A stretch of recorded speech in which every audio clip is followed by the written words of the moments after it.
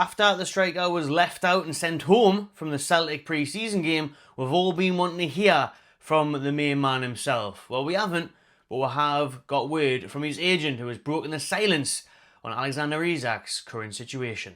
Morning everyone, welcome back to the Magpie Channel TV. Hope everyone's having a good start of the week. It's debatable whether or not you will if you're a Newcastle fan, to be fair, but we're going to dive into it. We're going to get into it. What Alexander Isak's agent has said. He's addressed the current situation and the future of the Newcastle United striker. How long will he be Newcastle United striker for? Well, it's not too clear really on this one, to be fair, but he's addressed the transfer speculation after the omission from the Celtic pre-season friendly defeat. Hammering, embarrassing. 4-0 at Celtic Park on Saturday, just gone there. Obviously, we know the 25-year-old has drawn interest from Liverpool, from Al Hilal, but it's not just Al Hilal now. There is several Saudi clubs vying for his signature, but Newcastle continue to insist he is not for sale. What's his agent saying though? What is happening with Isak? Let's not waste any time. Subscribe if you haven't already.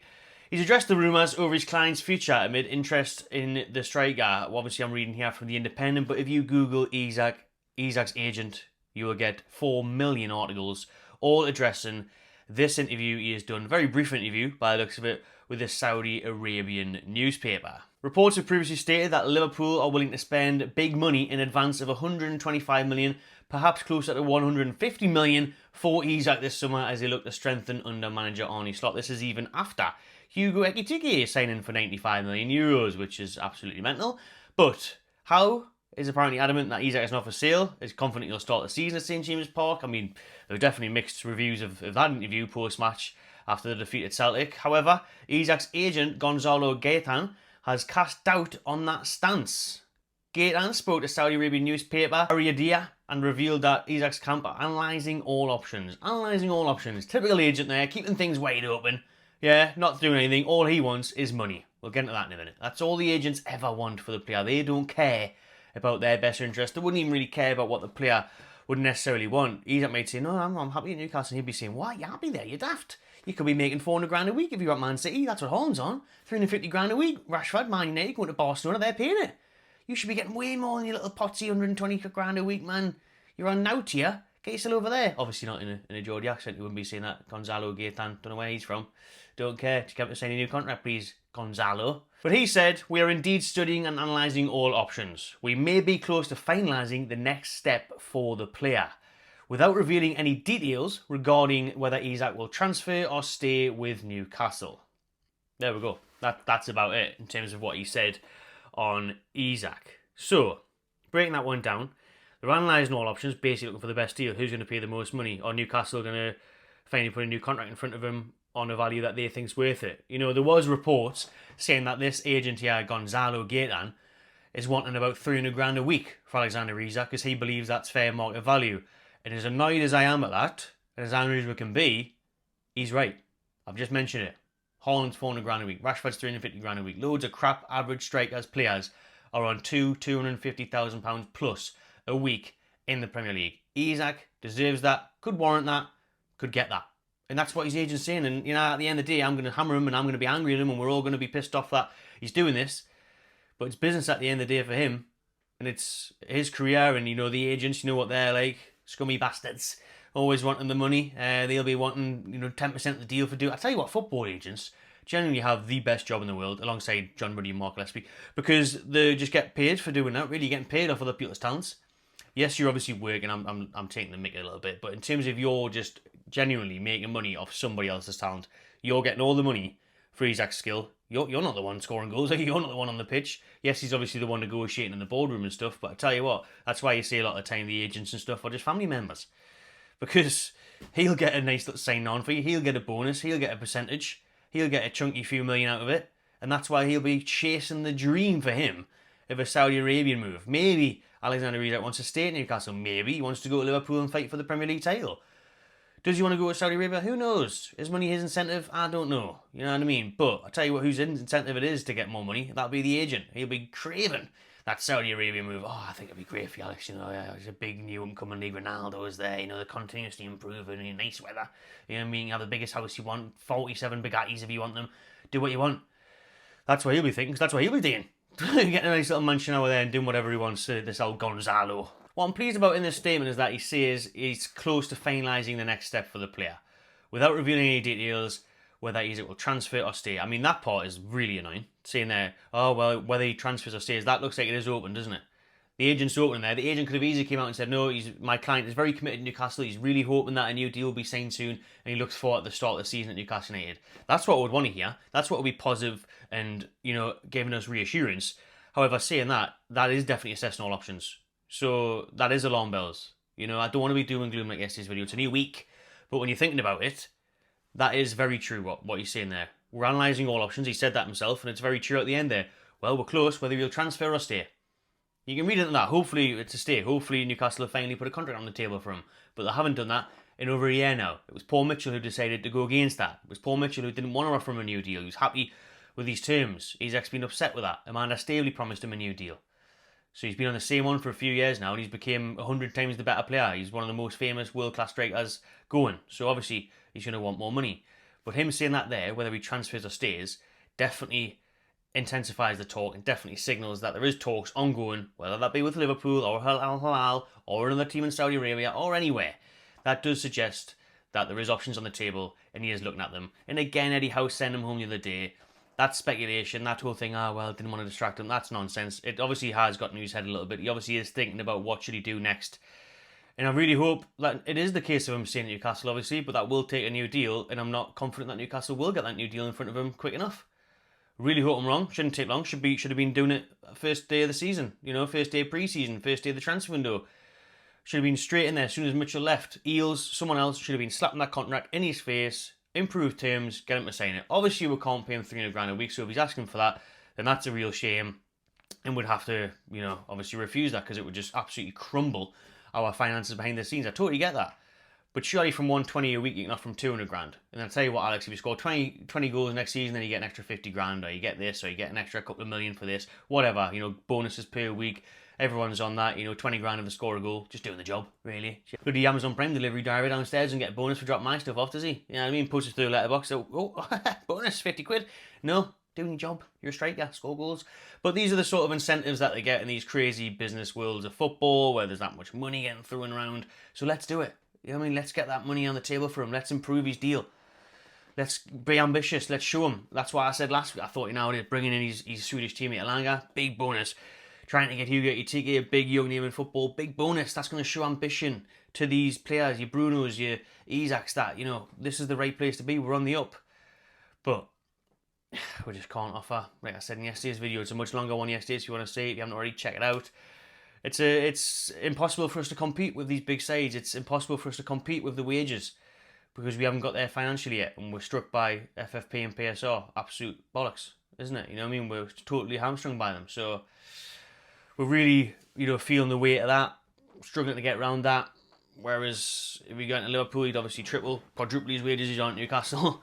If he went to Saudi, scary to think what he could get over there, to be honest with you. So his agent there finished off with that one, whether he stays or goes. But the finalising the next step sounds like it's close. Who knows? By the time this video comes out later on this Monday, later on in the week, we might get closer. Listen, Newcastle fly to Singapore later in the week, and they've got South Korea after that. So they want Isak to be a big part of that, surely. That's the whole point of doing these tours. They say the world is to grow your audience, and they're all wanting to see the biggest and best name players. And if he's not on that plane, then that'll be big red flags. I think we want this finalised in the next few days regardless. And according to his agent, it is close to being finalised. We want to know what is happening. Whether he's staying or whether he's going, get it sorted. Just get that contract to him today. Get him to the training ground now. Eddie Howe. I was going to say, who else is there? Darren Eales. Andy Howe. Tyndall. Get all the coaches in there. John Ruddy's there, probably doing negotiations at the minute. He's not doing anything else, is he? So you've got the goalkeepers in the ballroom probably. Goalkeeper gloves, suit and tie. Trying to knock out transfers. Get them all in there. Get him the contract in front of him. And say, right, Alex, best we can do here is 200, 220. Loads of bonuses, though. Tell you what, we'll win a cup again, or we'll get through to Champions League, quarters, semis. We'll give you this much, we'll give you that much. We'll do this for you. We'll get that. I tell you what, we'll fly your family over every week if you want. Buy them a mansion in Pontine and whatever you want, son. You can have it. Do the best we can to keep him at the football club. And if his agent, Gonzalo, sitting there next to him saying, shake that, 220 grand a week. Get 400 grand man if we went to Liverpool. Yeah, get 600 grand if we went to Al Hilal. Wouldn't bother saying that, if I was you. Then we're knackered. and then let him go. If that's what he wants, if his agent's in his yard that much, if his head's been turned and he wants to move, he wants more money, whatever, let him go now. Because we've got a few weeks left of this transfer window. We need to get signings in. So take the money, take the 130, 150, 160, whatever it is, replace him, get 3 or 4 more in, 5, 6. Champions League depth is there. Just move on either way, because I'm bloody sick of it. Can we please finalise the deal like his agent's saying? And whether it is getting the move, done, right, thanks for everything, Alex, good to see you go, but we must move on. Sign some new players, replace them. Or, please sign the new contract, please stay, fantastic, can't wait to see you scoring loads again for the Mags next season. Let's move on, and let's sign some more players still. Either way, let's hope his agent's right and that finalising the deal is soon. Will he stay or will he go? We don't know. That's it from his agent. Let us know what you think of those comments in the video below there. What you think of Isak's future. Will he sign? Will he stay? Will he move in the rest of this summer transfer window? There was strong links once more late last night to Yoane Wissa of Brentford. There was quite a few outlets like Leah Queep coming out saying Newcastle have advanced in their move for the Congolese forward, and he is desperate to sign for Newcastle. He wants to move, he wants to leave Brentford, he wants a new challenge. I mean, everyone at Brentford felt the same way. You know, they lost Nogard, they lost Mbeumo, they lost the manager Thomas Frank, so it's a big turnaround there at Brentford, and he doesn't want to be a part of it anymore either. With only 12 months left on his deal, he wants to get out. So he's interested by the chance to join Newcastle, he's excited by the opportunity, and he does want to move. There's many reports saying that personal terms will not be an issue for Wissa, and he is happy to come up north. So that one would be nice. It would be great to get some positive news today. I know Wissa is splitting people's opinions. When I was chatting to fans at Celtic on Saturday, it was very mixed on the train. Some people were in agreement that, yeah, great signing, you know, fantastic. Goals scoring right on the Premier League for Brentford. He's proven, he's ready. He can come in, he can score goals. He can be great squad depth if Isak stays. Or he's the main man now, who knows. But either way, he knows where the battle net is in this league. Others are saying, nah, he's 29, man. What's the point? You can't be spending that much money on a 29-year-old wasting money. Doesn't make any sense. I mean, both of those points do make sense, to be fair. I get it. He's 29. People are saying, nah, go for a younger, hungrier striker. Let's find the next Isak. Let's go in for a Sesko or someone like that. But with Wissa, for me, it's like, well, we have signed agent players before. You know, we've signed Burn, Trippier, Chris Wood. Probably missed a couple of others out there. Nick Pope wasn't exactly young when we're signing him either. So we do move in the market for more experienced players sometimes. I mean, you have to have a balance in the squad. I don't mind Wissa. I'm actually in favour of the move. I think it's a great striking option up top for us who can come in and is ready to go. We don't have to test him out. Oh, is he going to be good enough? Is it a Sula? Is he too young? Is he not ready? Is he good enough for this league? Is he going to fit into the Premier League style of play? We know we start him at Villa on the first game of the season, and he's got a great chance of scoring. I think he might have scored there last year for Brentford. He scored 19 goals for Brentford, 19 goals. So I'm very confident he would do well, swapping those minging red and white stripes for black and white stripes. I like the deal. I'd be very happy with it. Obviously, I'd be very happy here if Isak was staying and he was the one that was playing alongside him or coming off the bench for him. Because I tell you what, he's a bloody upgrade on Callum Wilson, isn't he? No respect to Wilson, great servant of the club, but injury-wise, all the rest of it, his age, we know. We're saying Wilson, to be fair, when he was there, but that was the previous ownership, I guess. But we've got some good years out with him, kind of. You know, you could get a good 3 years out of Wissa, no problem. So I don't mind that signing at all. I think it's a very smart one. It's a good one. I like it. I would have him at the Toon. So let's see if that one is advancing, as reports or suggestion elsewhere. But as we mentioned in yesterday's video, it's looking very likely that we have missed out on another target in James Trafford. He's very close to agreeing a deal to go to Man City again. They're going to activate his buyback clause once Edison is apparently going to Turkey. So they're negotiating with Burnley, personal terms and all that sorted. But again, they're negotiating on that buyback clause, which I don't really understand, but that's what's meant to be happening. Buyback clause is there, but they're trying to haggle it down, I think, because they were going to get a 20% sell-on clause, Man City, from the sale if he had went to Newcastle. So yeah, it looks like Trafford's going to go to Burnley, isn't he? Trafford's going to leave Burnley, and go to Man City where he's been before, and it's a big move for him, and it's a one that Newcastle have absolutely cocked up. Because they could have signed him last year, decided to leave it for a little bit, because, you know, oh, well, we'll get him next year. Eddie Howe was very confident, thought the deal was done. Lots of reports said that the deal was done, and we just stalled on it. Didn't pick up the phone, didn't get the right valuation, and we've let another one go. And that is absolutely shocking, mate. That's terrible, terrible missing out on Trafford. I know a lot of people are thinking, oh, do we need a goalkeeper? Oh, is Trafford ready? Yes and yes to both of those, and he's going to prove it. I mean, we got proved on the weekend. I know you can't hound out Nick Pope for one mistake, but it's not one mistake. He does this most games, and he's going to get caught out. That's about the 4th or 5th time he's had a calamity. We can't afford that. We need a ball-playing goalkeeper.